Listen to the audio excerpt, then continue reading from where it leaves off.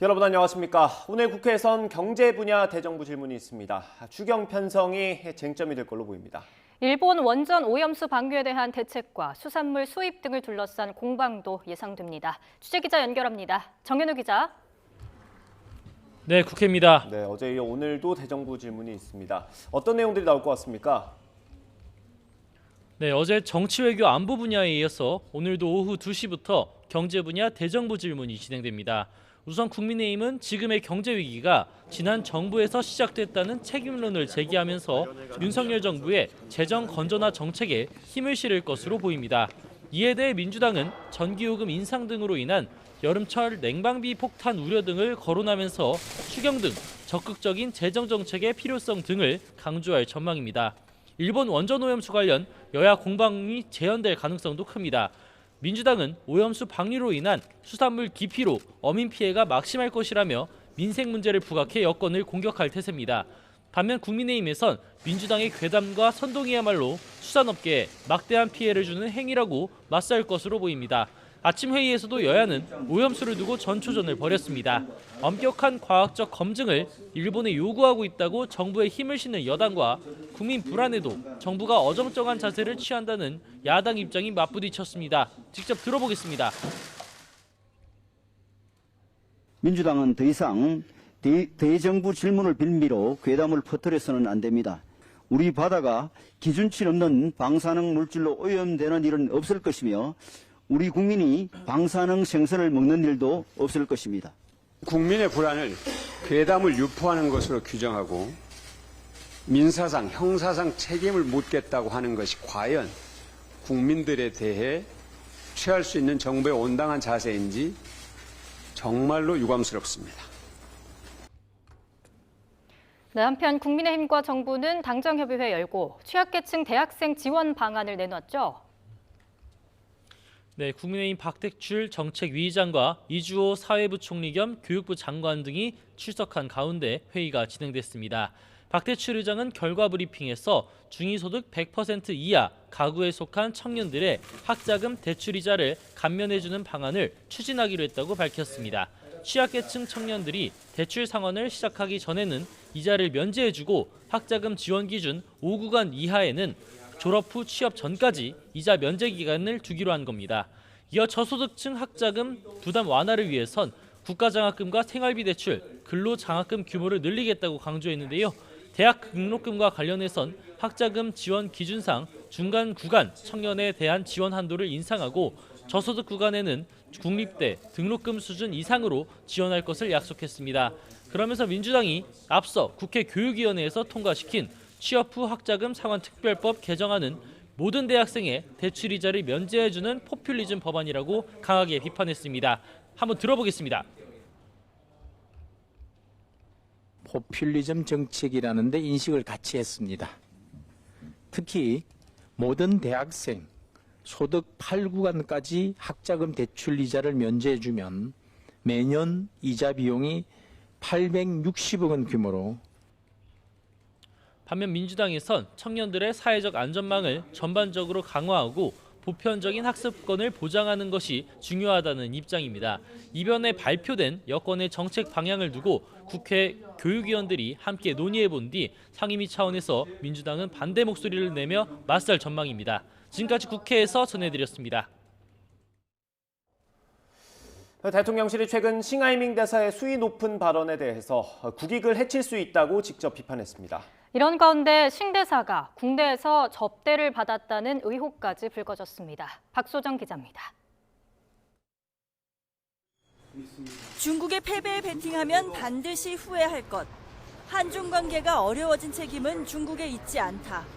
싱하이밍 주한 중국 대사의 강경 발언 이후 외교 갈등이 고조되는 가운데 대통령실이 직접 입장을 밝혔습니다. 핵심 관계자는 브리핑에서 대사는 본국과 주재국을 잇는 가교 역할을 하는데 그 역할이 적절하지 않다면 양국의 국가적 이익을 해칠 수 있다고 꼬집은 겁니다. 또 비엔나 협약 41조에서 외교관은 주재국의 법령을 존중해야 하며 주재국 내정에 개입해서는 안 되는 의무가 있다고 지적했습니다. 사실상 국제 외교 협약을 위반했다는 말로 해석되는데 대통령실이 특정국의 대사를 비판한 건 이례적인 일입니다. 한덕수 국무총리도 국회 대정부 질문 답변에서 외교관으로서 대단히 부적절한 언사였다고 강하게 비난했습니다. 싱하이밍 대상을 추방해야 된다고 생각합니다. 총리는 어떻게 생각하세요? 하여튼 무엇보다도 그 주중 대사의 행동은 매우 부적절했다 이렇게 생각을 합니다. 이런 가운데 싱 대사가 지난 5월 국내 기업의 후원으로 고급 리조트에서 1박에 1,000만 원이 넘는 무료 숙박을 제공받았다는 의혹 보도가 나왔습니다. 이에 대해 정부 고위 관계자는 대체로 틀리지 않은 얘기라고 말했고 대통령실에서는 주고받은 당사자들이 밝혀야 하지 않겠느냐고 언급했습니다. 대통령실과 총리까지 전방위적으로 강경 대응에 나선 모습인데 중국의 이른바 전랑 외교에 강대강으로 맞서는 게 여론에도 나쁘지 않다는 판단이 깔린 것으로 보입니다. YTN 박소정입니다. 중국 외교부는 싱하이밍 대사가 제 역할을 하고 있다고 정면으로 반박했습니다. 중국 관영 매체들은 한반도 전쟁까지 언급하며 노골적으로 한국 내 여론 분열을 유도하고 있습니다. 베이징에서 강정규 특파원이 보도합니다. 싱하이밍 대사를 겨냥해 가교 역할이 부적절하다는 대통령실의 비판을 중국이 정면 반박했습니다. 싱 대사가 양국 간 이해와 협력을 촉진하는 제 역할을 잘하고 있다고 두둔한 겁니다. 辛海明大使同海岸各界人士广泛接触交流，是其职责所在。目的是增进理解，促进合作。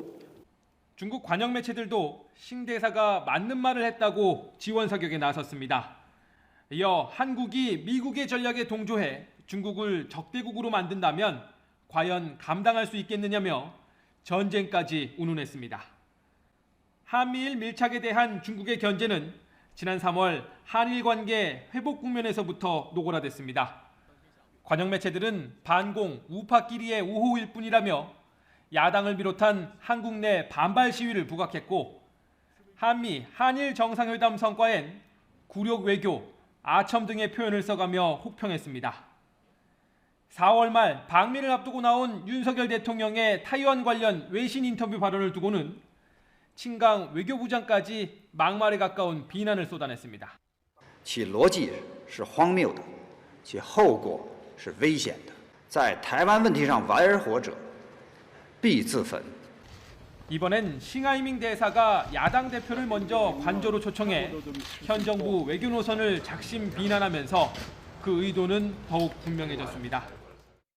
일가에서 미국이 승리할 것이고 중국이 패배할 것이라는 그런 베이팅이 하고 있는 것 같습니다.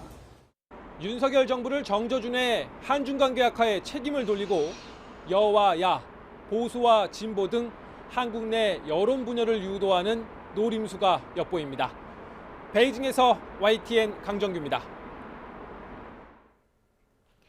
미국 백악관은 싱하이밍 주한 중국 대사의 이른바 배팅 발언 논란과 관련해 중국의 압박 전략이 사용된 것으로 보인다고 비판했습니다.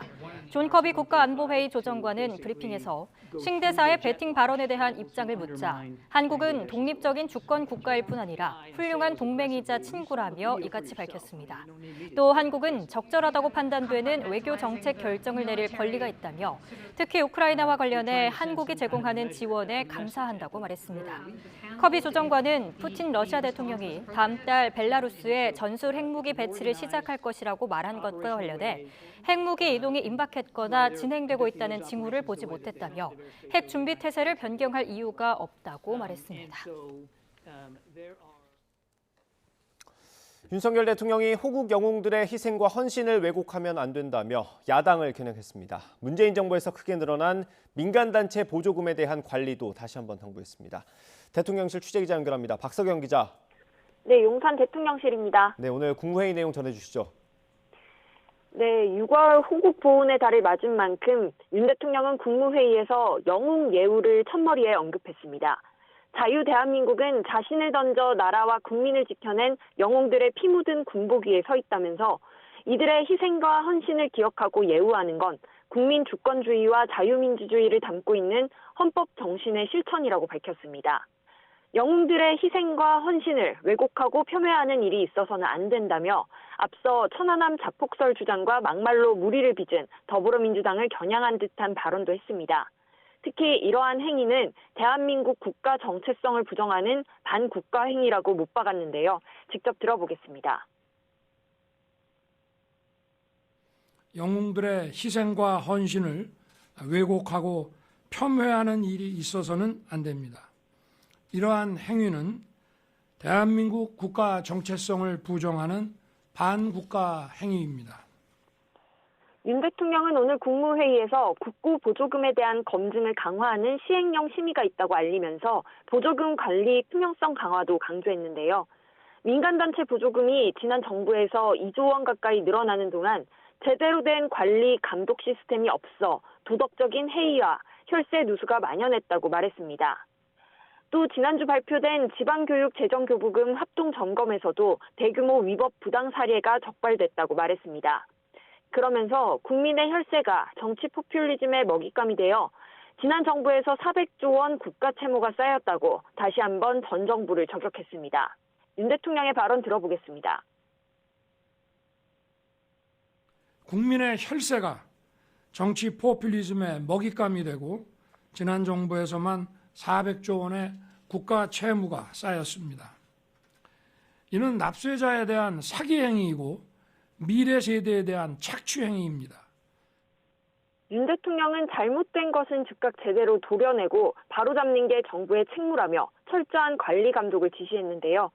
정부의 관리 감독이 잘 이뤄졌는지 통렬한 반성과 함께 보조금 사업에서 부정 비위가 발생하면 사업자뿐 아니라 담당 공직자들에게도 책임을 물을 수 있도록 철저한 시스템을 갖춰야 한다고 했습니다.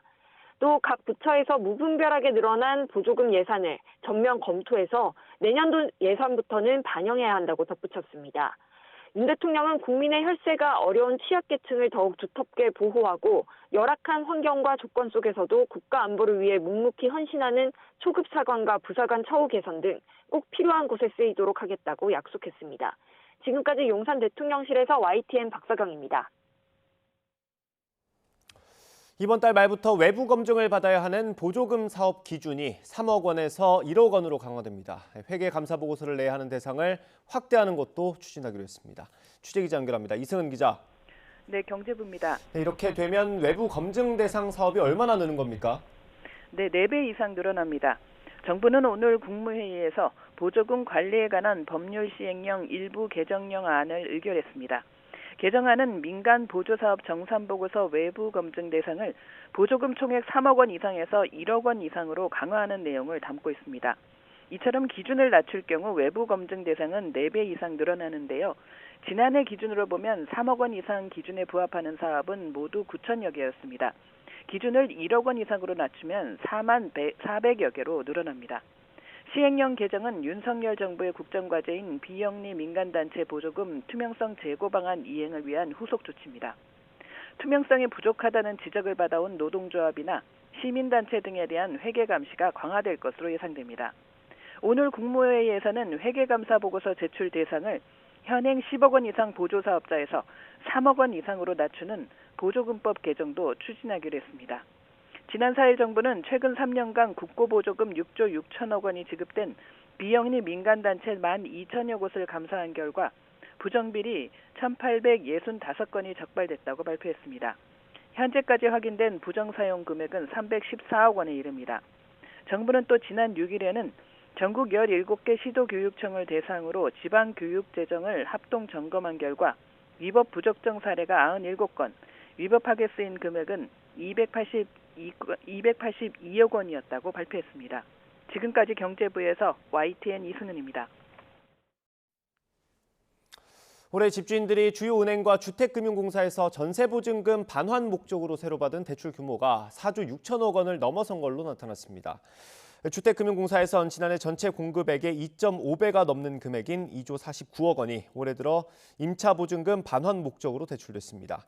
여기에 4대 시중은행이 새로 취급한 전세보증금 반환 대출 2조 6천여억 원을 더하면 전세보증 반환 대출은 4조 6천억 원이 넘습니다. 김포 골드라인의 이용 승객을 분산하기 위해서 버스 전용 차로를 개통한 이후 혼잡도가 소폭 낮아졌다는 조사 결과가 나왔습니다. 국토부는 버스 전용 차로 개통 전인 지난달 평균 208%였던 김포 골드라인 혼잡도가 개통 이후 평균 193%로 개선됐다고 밝혔습니다. 대체 교통수단으로 꼽히는 70번 시내버스의 하루 평균 이용자 수도 기존 700여 명에서 1,600여 명으로 늘었습니다. 지난주 10명 넘게 다쳤던 에스컬레이터 역주행 사고에 대한 합동조사가 진행되고 있습니다. 사고 원인을 밝히고 관리 부실 문제까지 들여다볼 예정입니다. 취재기자 연결해 보겠습니다. 우종훈 기자. 네, 순회역 2번 출구에 나와 있습니다. 네, 지금 조사가 진행되고 있는 거죠? 네, 그렇습니다. 합동조사팀은 1시간쯤 전 제 뒤로 있는 문을 통해 에스컬레이터 조사를 위해 내려갔다가 현재는 점심 식사를 위해 잠시 중단된 상황입니다. 보시는 것처럼 현재 2번 출구 앞에는 가림막이 설치돼 있고 일반 시민의 통행은 통제된 상황입니다. 가림막 안쪽에서는 국가수와 철도경찰 그리고 한국승강기 안전공단 관계자 19명이 조사를 벌이고 있었습니다. 오늘 합동조사의 목적, 에스컬레이터 설비를 감식해 정확한 사고 원인을 찾는 건데요. 조사에 들어가기 앞서 철도경찰이 밝힌 오늘의 계획 잠시 들어보겠습니다. 사고 원인에 대해서는 지금 또 조사가 실시하고 지금 현장이 그대로 보존된 상태니까 현장 가서 열어본 상태에서 진행할 예정이고. 네, 지난 8일 출근 시간대 이곳 순회역 2번 출구에서 위로 올라가던 에스컬레이터가 갑자기 역주행했습니다. 에스컬레이터 이용객들이 아래로 떨어져 서로 뒤엉키며 14명이 다쳤습니다. 현재까지 경찰은 누군가 에스컬레이터를 수동으로 임의 조작해 사고를 일으켰을 가능성은 적다고 보고 있습니다. 대신 에스컬레이터 역주행 방지 장치, 보조 브레이크가 제대로 작동하지 않은 데 주목하고 있습니다. 앞서 지난 2013년 순회역에서 불과 2정거장 떨어진 야탐역에서 에스컬레이터 역주행 사고가 발생한 뒤 설치가 의무화된 보조 브레이크가 지난 8일 역주행 때 제 역할을 하지 못했습니다. 하지만 에스컬레이터는 관계기관들의 앞선 점검에서 모두 양호 판정을 받았습니다. 불과 한 달 전 이뤄진 에스컬레이터 유지보수 업체의 월간 점검에서 양호 판정이 나왔고 지난해 이뤄진 한국승강기 안전공단의 검사에서도 이상 없음으로 합격 판정을 받은 겁니다. 합동조사가 사고 원인 규명과 함께 관리 부실 문제를 살피는 것도 이 때문입니다. 코레일은 사고 직후 순회역에 있는 다른 에스컬레이터 6개를 조사한 결과 역주행 방지 장치 작동 등의 이상이 없었다고 밝혔습니다. 또 내년까지 순회역 에스컬레이터를 모두 교체하고 비슷한 시기 설치된 8개 역사의 에스컬레이터도 특별 점검하기로 했습니다. 이런 가운데 경찰은 합동조사 결과가 나오기까지 최대 2달, 원인을 정확히 규명하고 책임자를 입건하기까지는 최대 1년이 걸릴 수 있다고 내다봤습니다. 지금까지 순회역에서 YTN 우종훈입니다.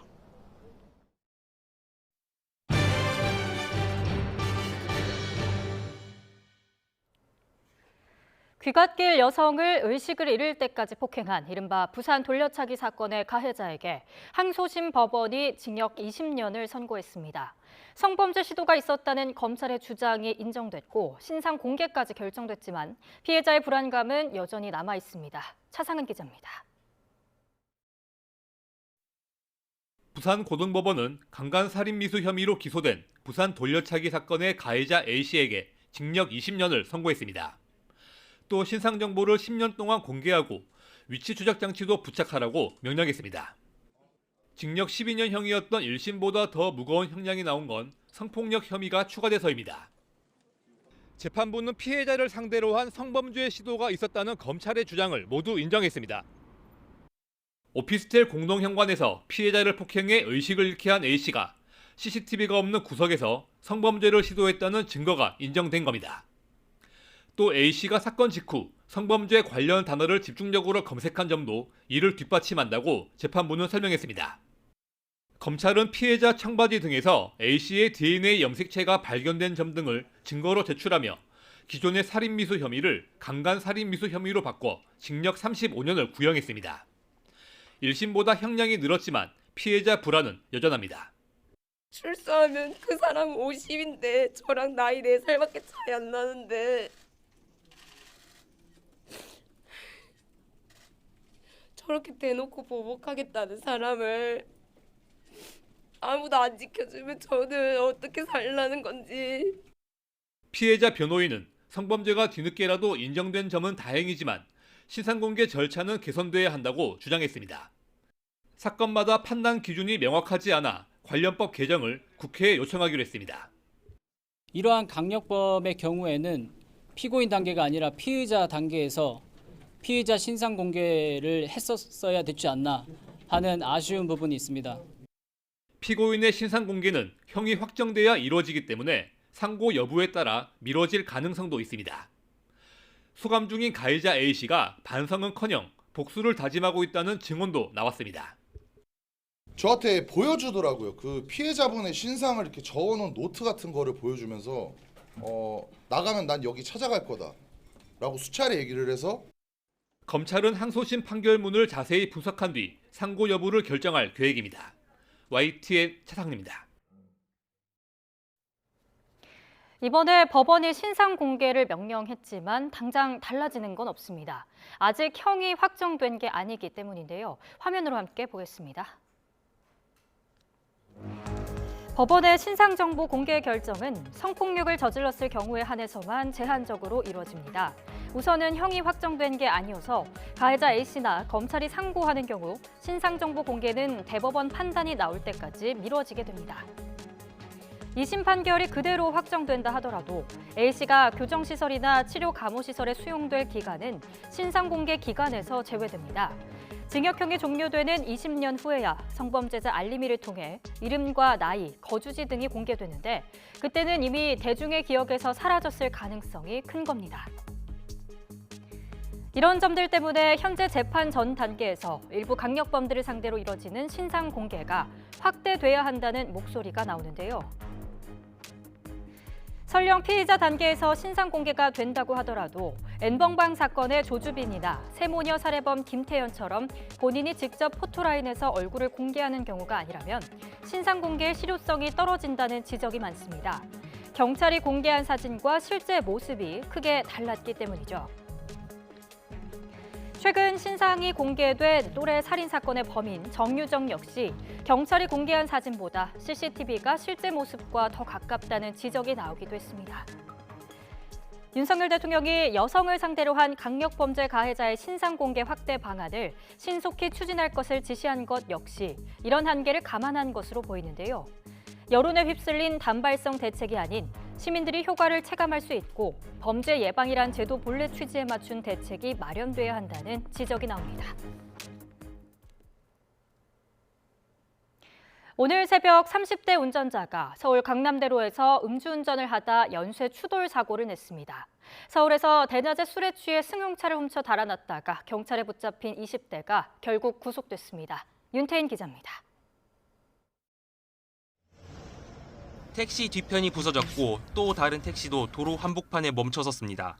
화재가 발생했네. 승용차 엔진룸에서는 연기가 피어오르더니 갑자기 빨간 불길입니다. 불났다. 어떡해? 30대 남성이 술에 취해 서울 강남역 근처 대로에서 승용차를 몰다가 신호대기 중이던 택시를 들이받은 건 오늘 새벽 2시쯤. 경찰이 측정한 남성의 혈중 알코올 농도는 면허 취소 수치인 0.08% 수준이었습니다. 밖에서 천둥이 친 줄 알고 창문을 봤는데 검은색 차에서 운전자가 이렇게 비틀거리면서 나오고 있었고요. 이 사고로 30대 남성은 목 통증을 호소해 병원으로 옮겨졌지만 생명에 지장은 없는 것으로 알려졌습니다. 경찰은 남성을 음주운전 혐의로 입건하고 정확한 사고 경위를 조사할 방침입니다. 남성 2명이 주차된 차량에 다가오더니 보닛을 주먹으로 마구 내려치고 발로 사이드미러를 걷어찹니다. 차 안에 열쇠가 있는 걸 보고는 주차장 입구 울타리를 향해 돌진해 차량을 훔쳐 달아납니다. 지난 9일 술에 취한 상태로 차량을 훔쳐 달아났다가 경찰에 붙잡힌 20대 남성이 결국 구속됐습니다. 경찰은 함께 범행을 저지른 다른 20대의 신원도 특정해 조만간 조사할 방침입니다. 어젯밤 중부 내륙 고속도로 현풍분기점 근처에선 승용차가 옆 차로의 25톤 트레일러와 부딪히면서 승용차에 타고 있던 60대 여성이 다쳐 병원으로 옮겨졌습니다. 승용 차량이 미끄러지면서 화물차와 발생한 사고로 파악 중에 있고요. 이 사고로 트레일러에 실려 있던 10톤짜리 기계장치가 도로 위로 떨어지면서 사고 수습을 위해 한때 한계차로가 통제됐습니다. 어제 저녁에는 서울 창신동에 있는 음식점에서 불이 나 소방서 추산 200만 원의 피해가 났습니다. 소방은 과열된 기름에 음식을 조리하다가 주방 흐드로 불이 옮겨 붙은 것으로 보고 정확한 화재 원인을 조사하고 있습니다. YTN 윤태인입니다. 삼성전자의 스마트기기 부품 장기 계약을 강제한 혐의를 받고 있는 미국 반도체 기업 브로드컴이 공정거래위원회에 제출한 자진 시정 방안 동의 의결안이 최종 기각됐습니다. 공정위는 지난 7일 열린 전원회의에서 브로드컴의 최종 동의 의결안에 담겨있는 삼성전자에 대한 품질 보증과 기술 지원 확대 등이 피해 보상안으로는 미흡하다며 동의 의결안을 기각했습니다. 공정위가 2011년 동의 의결 제도를 도입한 이래 최종 심의에서 동의 의결안이 기각된 건 이번이 처음입니다. 기밀 문건을 반출한 혐의로 재판에 넘겨진 도널드 트럼프 전 미국 대통령의 첫 재판이 이제 하루 앞으로 다가왔습니다. 지지자들이 법원 주변으로 모이면서 사법당국은 최고 수준으로 경계를 강화하고 있습니다. 김진호 기자입니다. 연방법원 첫 출석을 앞둔 트럼프 전 대통령은 하루 전인 12일 전용기로 마이애미에 왔습니다.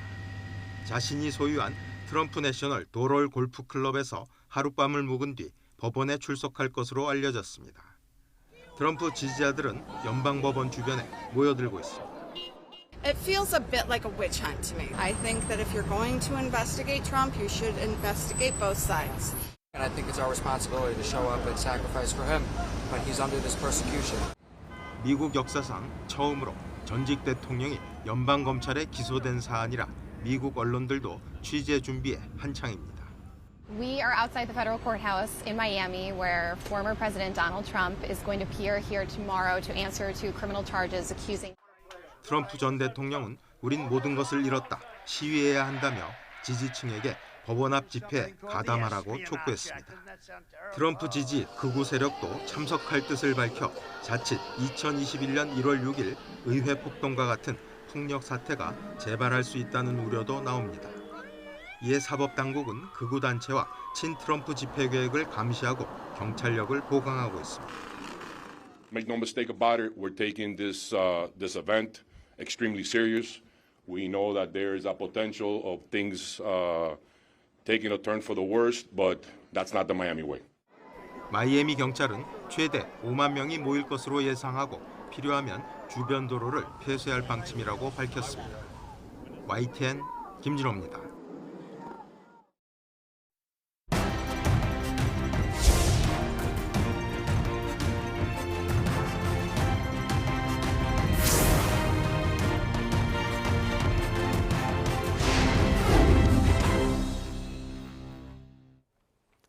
네, 정치권 이슈 짚어보겠습니다. 국민의힘 최영도 의원, 민주당 전재수 의원 두 분과 함께합니다. 어서 오십시오. 네, 안녕하십니까? 안녕하십니까? 예.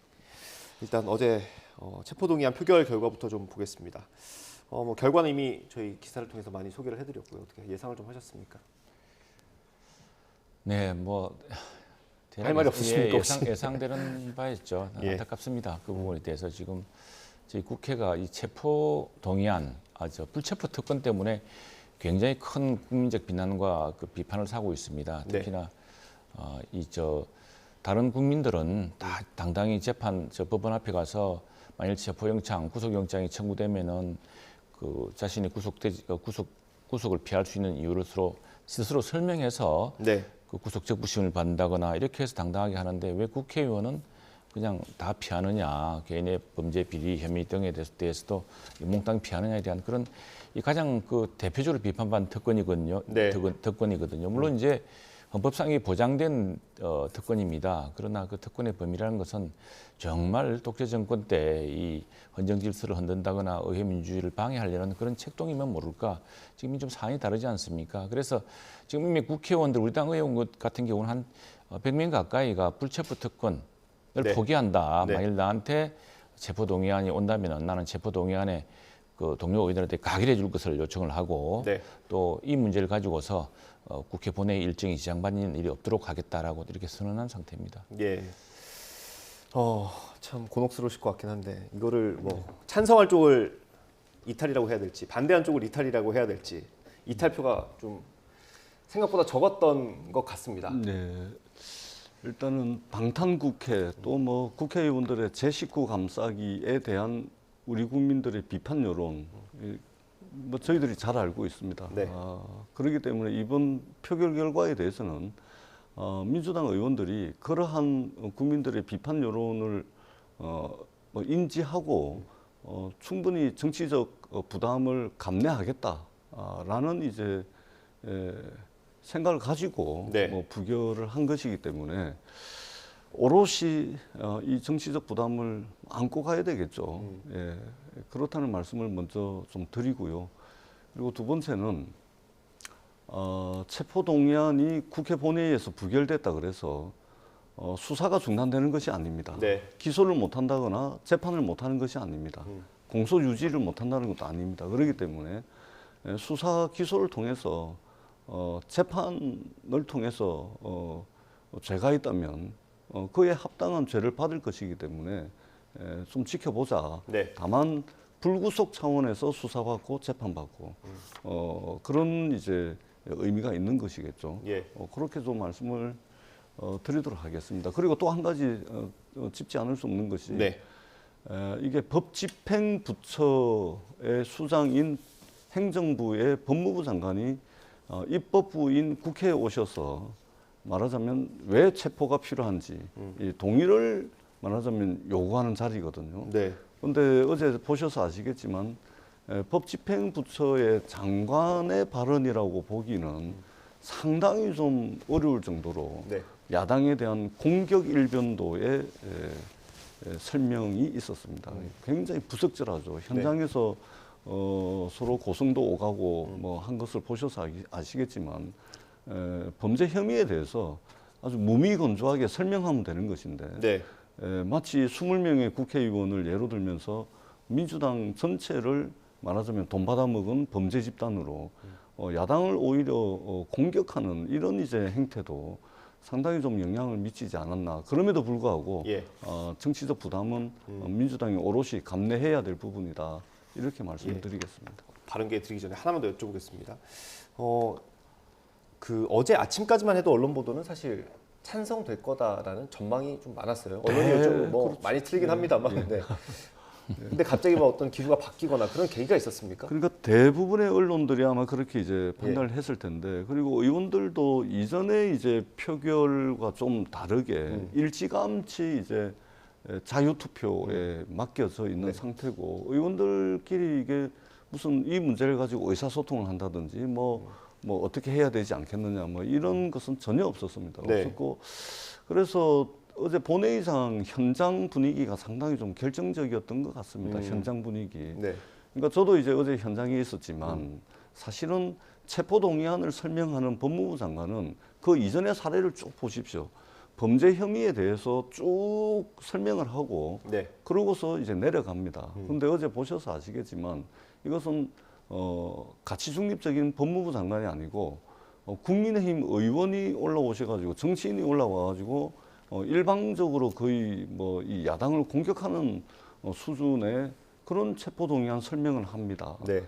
굉장히 저도 현장에 있었습니다만 이것은 저희가 백발양보해도 정말 넘지 말아야 될 선을 완전히 넘어가는 오히려 자극하고 공격하는 이런 행태들이 아마 그 현장에서 상당히 이제 다른 의원들의 표심을 바꿔놓지 않았나 이런 이제 분석도 충분히 가능하다. 네.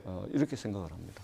한동훈 장관의 설명 어떻게 들으셨습니까? 근데 민주당 의원들의 생각이 좀 일부 의원들이 너무 지나치게 민감하게 반응한 것 같은데 법무부 장관으로서도 국회에 와서 국회 본회의장에서 국회의원들에게 더구나 동료 국회의원들이지 않습니까? 이하 네. 모두 다 부득이하게 이 국회의원에 대해서 체포 동의안을 제출했다고 설명하는 거 아니겠습니까? 네. 그래서 이게 무슨 예의를 갖추는 문제와 떠나서 지금 부득이하게 국회 회기 중인 국회의원을 상대로 체포 동의안을 낼 수밖에 없는 이유를 구체적으로 적시할 수밖에 없겠죠. 이 적시할 수밖에 없는데 여기에 이제 하필이면은 이게 국회의원들 간의 전당대회에서 또 돈 봉투를 주고받았다는 그런 이제 의혹에 관한 사건 아니겠습니까? 예. 또 그것들이 이제 구체적인 녹취 기록이 있고 그 녹취 기록도 누가 조작한 게 아니라 그 상당히 내부의 핵심적인 인물이 그 당시의 과정을 상세히 기록함으로써 불거진 일인데 그래서 이 국회 본회의 중에 있는 국회의기 중에 있는 국회의원을 대상으로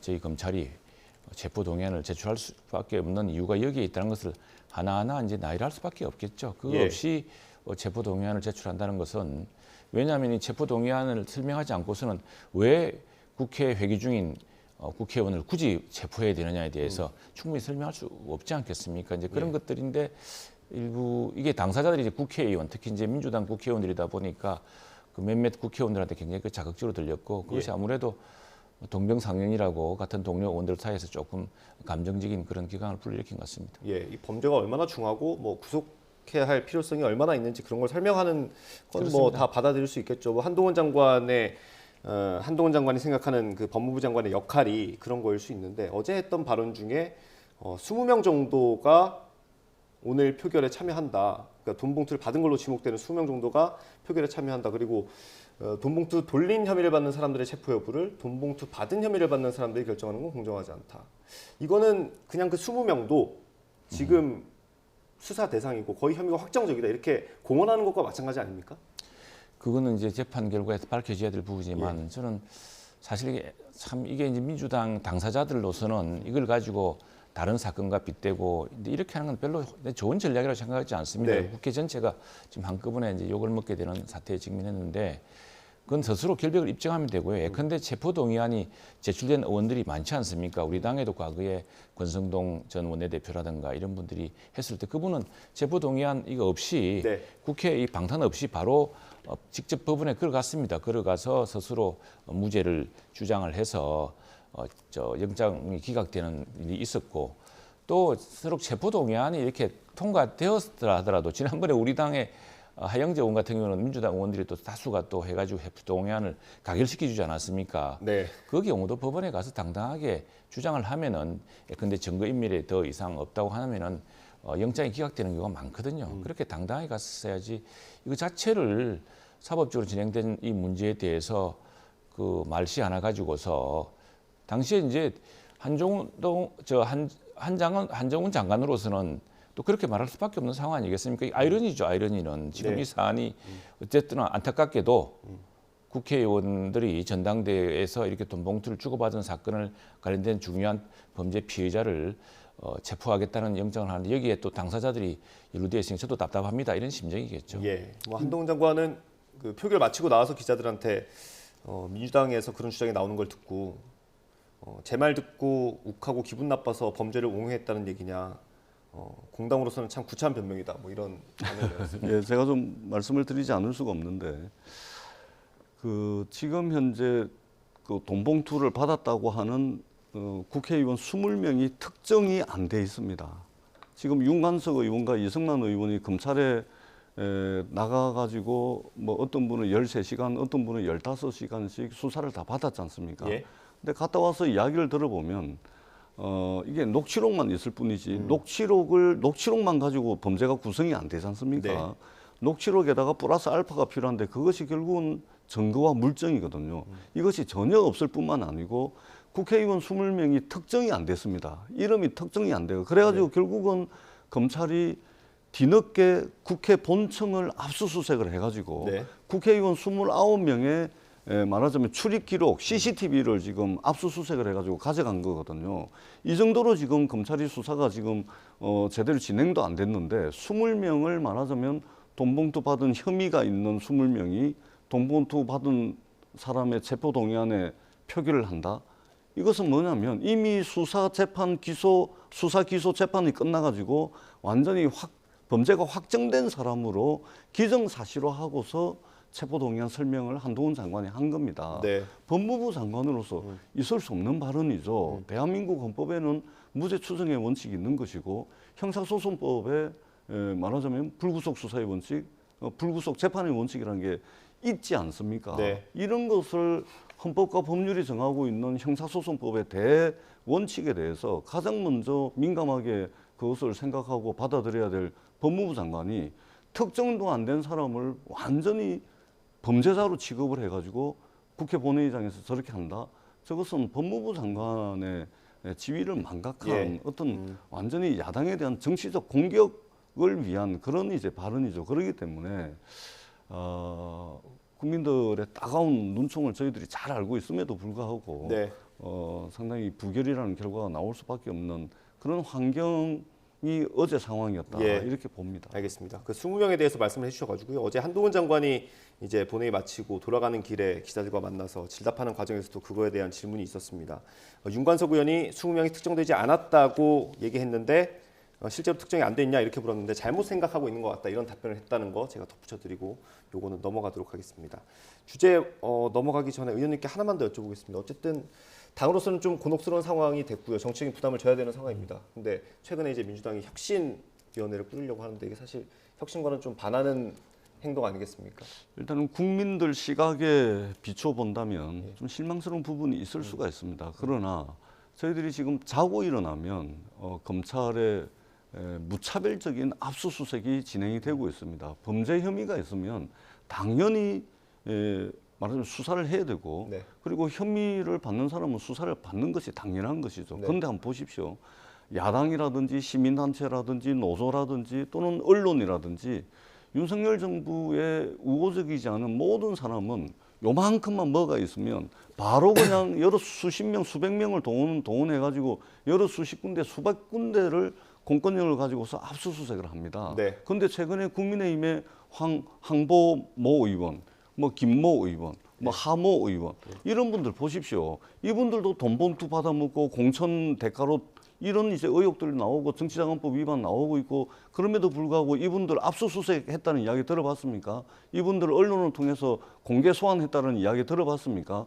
어느 한쪽에는 어마어마한 공권력을 말하자면 동원해가지고 허구한 날 압수수색을 하는데 국민의힘과 또는 윤석열 대통령 그 부인 그 가족에 대해서는 주가 조작 사건부터 시작해가지고 공영지구 그다음에 잔고증명서 위조 문제 요양병원의 급여 네. 부정하게 수급 탄 문제 일절 조사도 안 하고 압수수색은커녕 수사도 안 하고 있지 않습니까? 예. 근데 이것이 과연 저희가 얘기가 너무 길어져서 공정한 수사라고 할 수 있겠냐? 예. 이런 이제 쌓이고 쌓인 이런 불만들도 알겠습니다. 어제 표결에 상당 부분 영향을 미친 것이 아닌가 예. 이렇게 생각을 합니다. 여쭤보려던 핵심은 이거였습니다. 혁신위원장 그래서 언제 결정됩니까?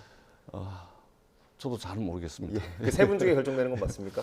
일단은 뭐 상당히 언론에서 근거 있는 보도를 하고 있다 그렇게 평가를 합니다. 네, 알겠습니다. 뭐 조만간 발표가 있겠죠. 네. 당으로서도 마냥 미룰 수 없는 상황인 것 같고 다음 주제 넘어가 보겠습니다. 어제 대정부 질문이 있었잖아요. 그래서 현장에서 오염수 가지고 좀 많이 언쟁이 있었습니다. 저희가 준비한 영상 보고 돌아오겠습니다.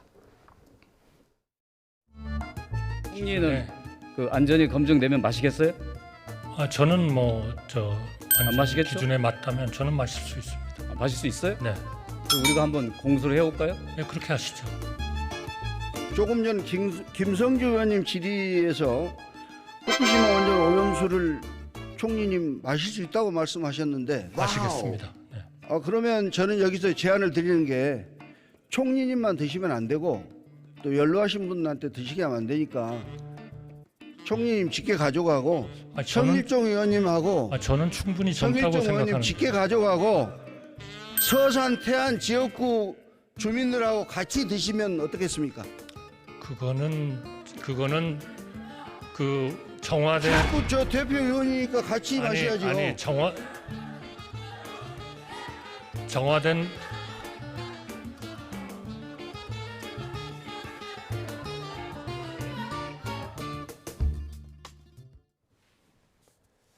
네, 어제 대정부 질문에서 있었던 내용이고요.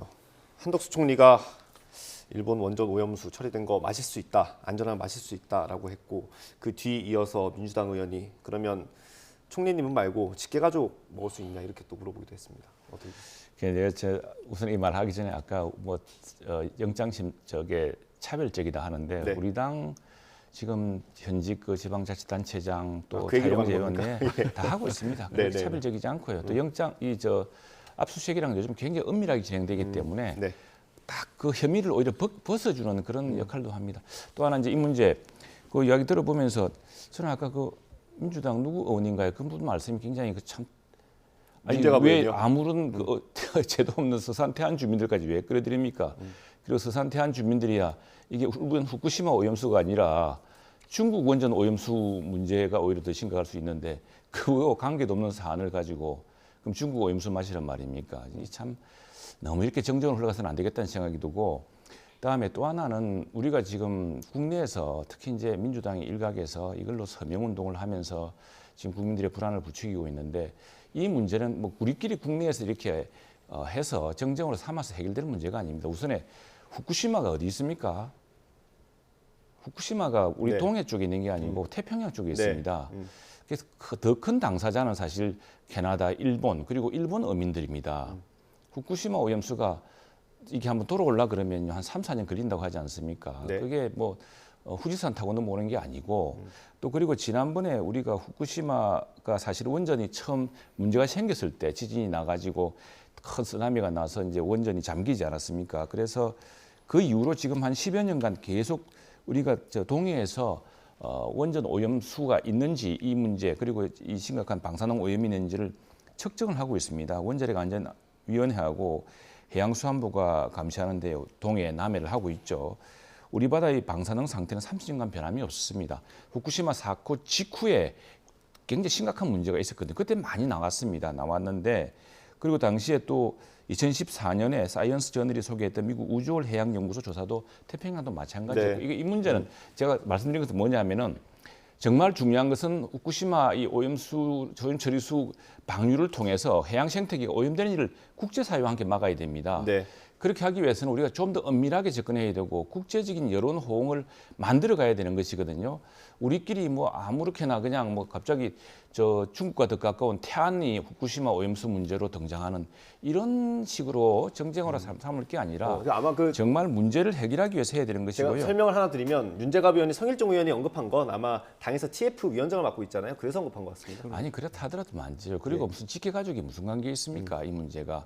그러니까 이만큼 난 오히려 이 문제에 대해서 우리가 국제적으로, 사실 이 문제는 일본 어민들하고 일본도 마찬가지지만 북태평양 연안을 끼고 있는 캐나다, 알래스카, 캘리포니아, 미국, 남미, 저 태평양 도서국과 함께 광범하게 힘을 모아고 우리가 실제로 구체적인 제안을 해야 되는 겁니다. 예.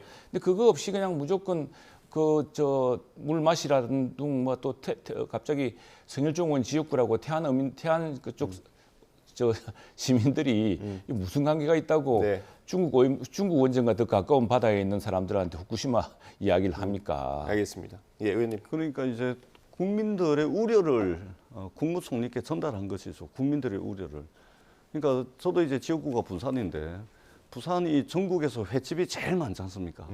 그리고 바다를 삶의 터전 삼아서 살아가고 계신 분들이 굉장히 많은데, 어떤 분들 중에 그러는 분들도 있습니다. 나는 먹겠는데 내 자식들, 내 손자들이 걱정된다.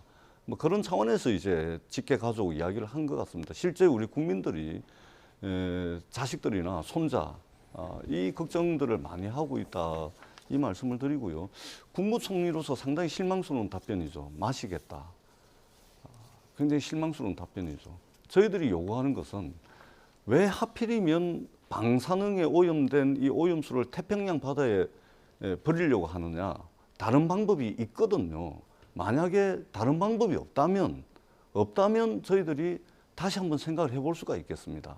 그런데 다른 방법이 널렸습니다. 예를 들면 지금 태평양 바다에다가 그냥 이 방사능 오염수를 갖다 버리는데 지금 공사가 다 끝났지 않습니까? 한 300억 정도 듭니다. 예. 그런데 이거를 가열을 해가지고 기체로 만들어가지고 대기권으로 배출을 해버리는데 한 3천억 정도 듭니다. 그리고 또 다른 방법이 있는데요. 지하 깊숙한 곳에 콘크리트와 함께 섞어가지고 고체화시켜서 지하 아주 깊숙한 곳에 파묻어버리는 방법이 있는데 이게 한 1조 원 들어갑니다. 그러니까 일본 정부 입장, 도쿄 전력 입장에서는 1조 원 들어가고 3천억 들어가는 방법을 빼고 가장 값싸게 들어가는 300억 들여가지고 태평양 바다에 그냥 방류해버리는 방법을 택한 겁니다. 다른 방법이 있습니다. 전 그것도 아니라면 지금 현재 한 130만 톤 정도 오염수를 보관을 하고 있는데 1064개 탱크에다가 지금 한 130만 톤 정도를 보관을 하거든요. 요게 12년치 모은 겁니다.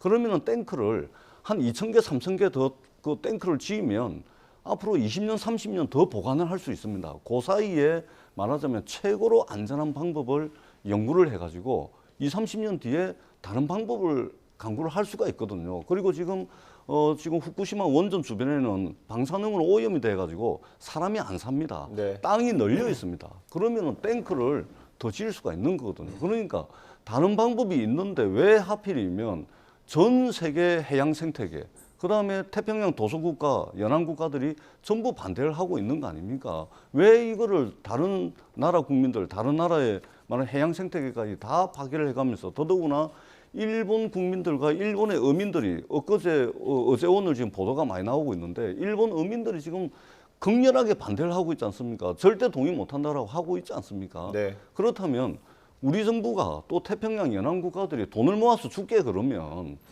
탱크 한 1000개 더 지어라. 그러고 난 뒤에 나중에 한 20년, 30년 지나서 또 다른 방법을 고민해보자. 이렇게 할 수 있는 거 아닙니까? 네. 다른 방법이 있음에도 불구하고 전 세계적 재앙을 이렇게 일본이 2차 세계대전 일으킨 것으로도 모자라가지고 이번에는 방사능에 오염된 물을 태평양 바다에 갖다 버려가지고 이 민폐를 끼쳐야 되겠습니까? 예, 알겠습니다.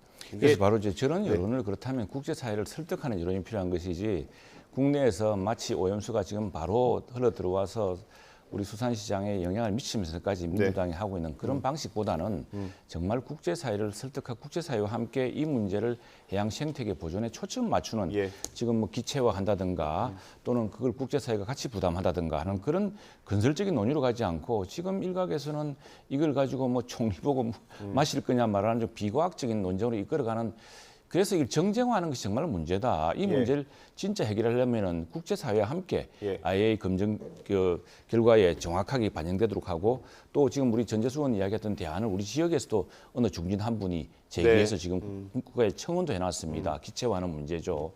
그런 것들을 정말 국제사회의 대안으로 우리가 제시하는 게 중요하지 국내에서 이게 서명운동 받아가지고 마치 윤석열 정부 탄핵운동 하듯이 하는 것이 정치화하는 것이 이게 옳은 태도냐 이런 이야기입니다. 예, 알겠습니다. 뭐 여러 대안이 어제도 나왔습니다. 다만 뭐 후쿠시마 원전 그러니까 도쿄전력은 이미 시운전에 들어갔고요. 우리 국회가 특위를 구성하기로 했는데 아직 그 후속 움직임은 없는 것 같습니다. 이런 대안들을 빨리 논의해서 우리가 좀 태평양 도서국가들을 이끌고 가는 건 어떨지 그런 고민도 또 필요할 것 하나는 같습니다. 국제사회란 것이 미국하고 캐나다 이런 나라들은 그러면은 과학이 없어서 자기들이 오염이라든가 이런 문제 생태계에 미칠 영향에 대한 아무런 과학적인 지식이라든가 걱정이 없어서 그렇게 하겠습니까?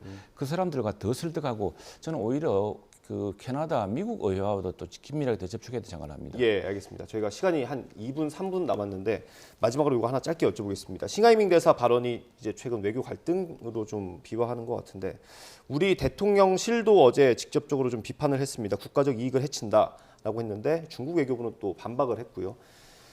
싱 대사의 최근 발언 그리고 이 뭐 접대를 받았다는 의혹까지 불거지지 않았습니까? 이 정도면은 우리 정부가 좀 강경한 대응을 해야 된다라고 보십니까? 네, 우리 국민들도 좀 이 문제는 분명히 해야 됩니다. 우리가 중국하고 친해야 되는 건 사실이고 그건 숙명이죠. 숙명이지만 싱 대사는 좀 심한 측면이 많습니다. 벌써 참사관 시절부터 우리 국회의원들의 어떤 언행에 대해서 조심하라는 둥 이렇게 아주 그 시금방지게 이럴 데 없었는데 지금 마침 중국 외교부가 전랑 외교 기조를 하면서 좀 겁도 주고 좀 막 중국 편 안 들면은 혼도 내라는 이런 그 상당히 그 국제적인 어떤 예의에 좀 반하는 그런 외교 행태를 많이 비칩니다. 이러면서 싱 대사 그 기류를 타고 더 심하게 하는데 이게 뭐 청나라 말기에 위안스카이가 우리나라를 뭐 지배할 때 하던 시절도 아니고 지금 일국의 대사입니다. 미국의 대사나 다른 나라 대사들은 절대로 저렇게 할 수가 없습니다. 그런데 그 우리 저 민주당 대표가 만나준다니까 그걸 빌미로 저렇게 일국을 상대로 자기들이 미국, 중국의 시주석도 하지 않으실 말씀을 저렇게 오만불선하게 해서 되겠습니까? 저런 경우를 이제 페르소나 논 그라타라고 해서 국제사회에서는 배척하고 사실은 축출합니다. 저런 정도 되면은. 이 정도 되면은 이제 쉽게 얘기하면 이제 다른 본국으로 돌려보낸다 뭐 이런 말씀이신데 어떻습니까? 1분 반 정도 있습니다. 중국 대사의 이번 발언은 되게 부적절합니다. 이것은 대한민국은 엄연한 주권 국가입니다. 역사와 영토를 가지고 있는 주권 국가로서 주권 침해적 요소가 상당히 강합니다. 아주 오만한 발언이었다 이렇게 평가하지 않을 수가 없고요. 다만 이 대사 정도 가지고서 외교 문제화 시키면 안 됩니다. 이 대사급 정도 가지고 우리 국격이 국력이 그 정도 수준은 아닙니다. 대사 정도가 뭐 사고 쳤다 그래가지고 이것을 더 큰 문제로 만들어가지고 할 필요는 없다. 이 말씀을 드리고 분명한 것은 우리가 미국 일변도의 외교 정책을 윤석열 정부가 하고 있는데 결과가 뭐죠? 미국 일변도의 외교 정책을 했는데 우리가 얻은 것은 우리 대기업이 미국에 공장 지어줘가지고 미국 국민들 일자리 만들어주고 인플레이션 감축법 통해가지고 말하자면 전기차 지원금 하나도 못 받고 반도체 지원법 가지고서 일정 수익 이상을 내게 되면 미국에 토해내야 되고 또 영업 기밀, 영업 비밀에 해당하는 것들도 미국의 정부기관이 내놔라 그러면 내줘야 되는 지금 이런 상황에 와 있습니다. 미국에 충실하게 미국 요구에 충실하게 다 따랐음에도 불구하고 공장 지어주고 뭐 얻은 것 없이 다 뺏기고만 있습니다. 우리가 수출을 가지고 먹고 사는 거 아닙니까? 철저하게 가치 중심, 가치 동맹이 아니고 국익 중심의 실리 외교, 실용 외교를 해야 된다. 그런 측면에서 대한민국이 지난 50년, 60년 국제 외교 무대에서 쌓아 올린 피땀 흘려서 쌓아 올린 경제 영토를 지켜야 된다. 네. 이 말씀은 분명히 됩니다. 그렇기 때문에 윤석열 정부와 국민의힘이 좀 균형 외교, 등거리 외교, 실용 외교에 좀 중점을 둬줬으면 좋겠다. 이 말씀을 드리고 우리가 1동맹 3친선이라고 그랬습니다. 미국과는 동맹으로 가고 그다음에 중국, 일본, 러시아 3친선. 여기 와도 잘 지내야 됩니다. 그래야 수출을 가지고 먹고 사는 대한민국의 미래가 있습니다. 지금 경제 어렵지 않습니까? 이런 식으로 해가지고 우리가 어디 편향된 외교를 해서 경제 영토를 다 잃어버리는 그런 소탐대실하는 외교는 좀 지양해야 되겠다라는 말씀을 마지막으로 드리도록 하겠습니다. 뭐 얘기가 전체 외교 노선으로 번져가지고요. 마지막으로 반박 듣고 마무리하겠습니다. 우리도 그렇게 하고 싶죠. 그러나 지금 중국과의 교역이 바뀌고 특히 북핵 위기를 겪으면서 우리가 중국과 러시아가 우리 편을 들어주고 있지 않습니다. 그리고 지금 중국도 상당히 내부의 경쟁력이 높아져서 지금 과거와 같은 그런 교육 패턴으로는 중국에 수출할 수 없는 상황이 되어 있고요. 또 미국과는 새로운 기술 동맹을 맺어야 되는 상황이라는 점, 그런 것들이 굉장히 어려운 환경이 있습니다. 그러니까 중국하고도 우리가 잘 지내야 되고 러시아하고도 어떤 일정 관계를 유지해야 되는데 그런 관계를 유지하기 위해서 어느 정부가 그걸 하나의 소리 하겠습니까? 알겠습니다. 오늘 말씀 여기까지 듣겠습니다. 국민의힘 최영도 의원, 민주당 전재수 의원과 함께했습니다. 고생하셨습니다. 감사합니다.